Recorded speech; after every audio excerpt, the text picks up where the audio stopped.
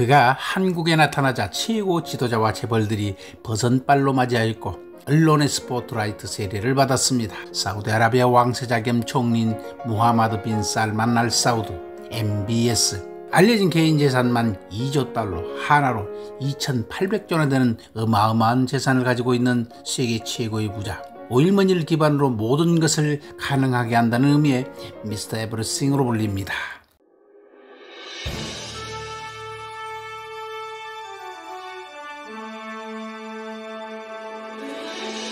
세계 두 번째로 많은 석유를 생산한 나라로 중동의 석유 패권국이면서 메카를 보유하고 있고 이슬람 수니파 종주국이라고 자부하고 있는 나라 사우디아라비아. 오늘날 보기 힘든 절대 군주국으로 이슬람 믿는 사우드 가문에 의해 국왕직이 세습되고 있습니다. 세계 최대 매출 국영기업인 아람코의 지분 100%를 사우디 왕실이 소유하고 있으므로 현재 아람코의 주인은 이 젊은 실력자 왕세자 MBS로 불리는 무하마드 빈 살만 알 사우드 소유라고 여기고 있습니다. 그러나 90년 전까지만 해도 보잘것없는 사막 위의 토호국 사우디 가문, 그의 할아버지 이븐 사우드는 그나마 나락으로 떨어진 부족의 왕자로서 부족의 터전과 나라를 세우기 위해서 끝이 보이지 않는 쟁투를 벌이고 있었습니다.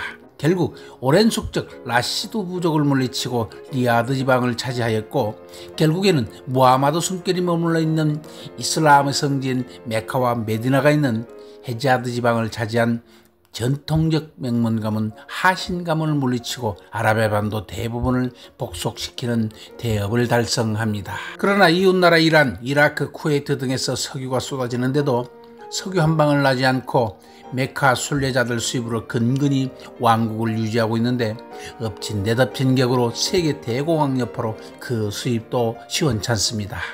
아라비아 반도를 차지한 신흥왕국의 군주는 백척간두에 섰습니다. 모름지기 나라 살림이 넉넉하고 백성의 배가 불러야 왕권이 제대로 서는 법. 그래서 페르시아만 근처 자국 땅에서 석유를 찾는 일에 사활을 거는 이븐 사우드. 석유 채굴권을 팔아서 나라 살림 좀 해보려 하지만 정작 믿었던 동아줄 영국은 냉담합니다. 메신저로 보낸 왕실의 재무 담당은 빈손으로 돌아옵니다. 스위스 지질학자 보고에 따르면 아라비아 반도에는 석유가 나오면 기적이라고 합니다. 당시 영국의 입장에서는 맨 땅에 헤이딩인 아라비아 반도의 석유 시추에 헛돈을 들이느니 지금 콸콸 쏟아지고 있는 이란, 당시 페르시아 땅에서 석유를 안정되게 채굴해서 들여오는 것이 훨씬 이득이라고 판단을 합니다.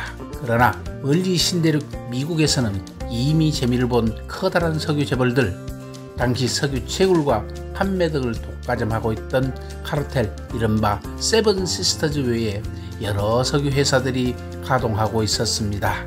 1933년 5월 29일 스탠다드 오일 컴퍼니 오브 캘리포니아, 소칼, 당시 돈으로 35,000파운드, 거의 헐값으로 역사적인 사우디아라비아의 석유 채굴권 계약을 합니다. 궁하면 통한다던가 사우디 반도와 가까운 바레인, 쿠웨이트에서 유전이 발견되더니 급기야 1934년 세모 남맘의 제7유정의 지하 1400m 깊이에서 석유가 쏟아져 나옵니다. 1939년 처음으로 석유를 선적해서 부두를 떠나는 모습을 바라보고 있는 이븐 사우드, 사우디아라비아의 초대 국왕 마음을 여러분은 상상해 보시겠습니까? 그러나 2차 세계대전 판국에서 석유를 뽑아내는 일도 쉽지 않거니와 전쟁통에 수출하여서 국부를 쌓는다는 것은 참 어려운 일이었습니다. 대업을 위하여 건달 바지가랑이를 지어간다고 했던가요? 그는 그의 대업 항로에 두 번의 어려운 판단, 결단을 내려야 했습니다. 그 첫 번째 결단, 오랜 숙적이던 라시드 가문의 가문이 패해서 16살 어린 이븐 사우드도 쿠웨이트까지 망명길에 올라야 했습니다. 그러나 절지부심 기회는 노는 법. 이븐 사우드는 꾸란과 이슬람 원칙으로 되돌아가야 한다는 와하비즘으로 무장한 베두인 전사 집단 이코안을 전투에 활용해서 동맹으로 삼아 아라비아 반도의 많은 땅을 차지합니다. 종전 후에 이븐 사우드는 영국의 눈치를 보면서 정복을 멈추고자 합니다. 그러나 이슬람 해방의 사명감에 불타는 이코안들은 멈출 생각이 없었습니다. 강대국 영국과 맞설 수 없다는 현실적인 판단, 이분 사우드는 상반된 입장의 이쿠안과 서로 갈라서기로 결심합니다. 이후 서로 전투까지 벌이게 되고 이쿠안을 물리친 사우드는 사우디아라비아를 건국합니다. 그리하여 영국과 척을 지던 헤자드의 칼리파 이슬람의 명문가문 후세인의 세력까지 쳐서 흡수하게 됩니다. 이슬람의 상징인 메카를 포함한 아라비아 반도를 수중에 넣을 수 있었습니다.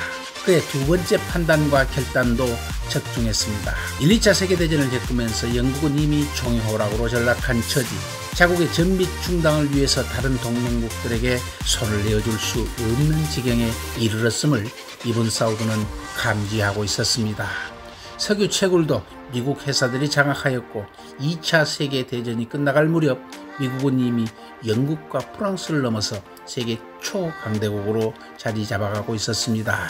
1944년 미국 뉴햄프셔주 브레튼 우즈에서 전후 세계 통화구매에 관한 회의 결과 미국의 화폐인 달러 35달러가 금 1온스 즉 31g을 대신한다는데 44개국 대표들이 합의를 하여서 미국 달러 시대를 열었습니다.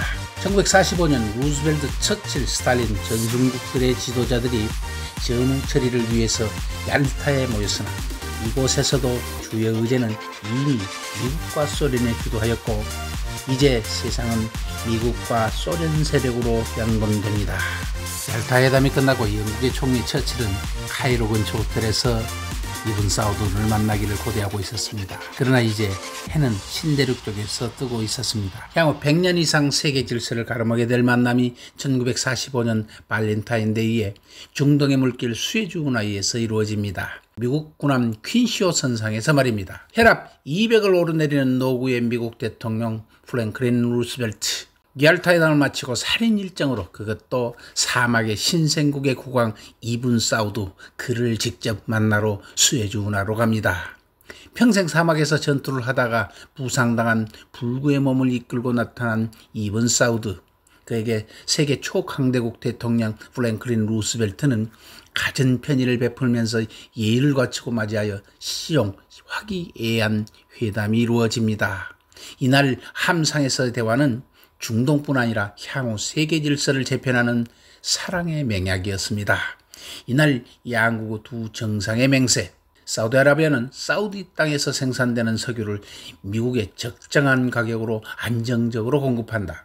대신 미국은 사우디아라비아의 안보에 책임을 진다. 즉 사우디아라비아를 누가 건드리지 못할 뿐만 아니라 사우디 왕실도 지켜준다는 보장을 한 셈입니다. 이후 사우디아라비아에서 세계 최대 유전 하루에 500만 배럴, 현재 우리나라 하루 사용량의 약 2배가량의 석유 생산이 가능한 가와르 유전이 발견되고 이 유전을 개발하는 것도 미국의 회사들이었습니다. 1973년부터 사우디는 아람코의 주식을 25%, 또 74년에 60%, 그리고 1980년에는 100%의 주식 지분을 가지면서 미국과 사우디 공동회사에서 사우디 국영회사로 소유주가 바뀌게 만듭니다.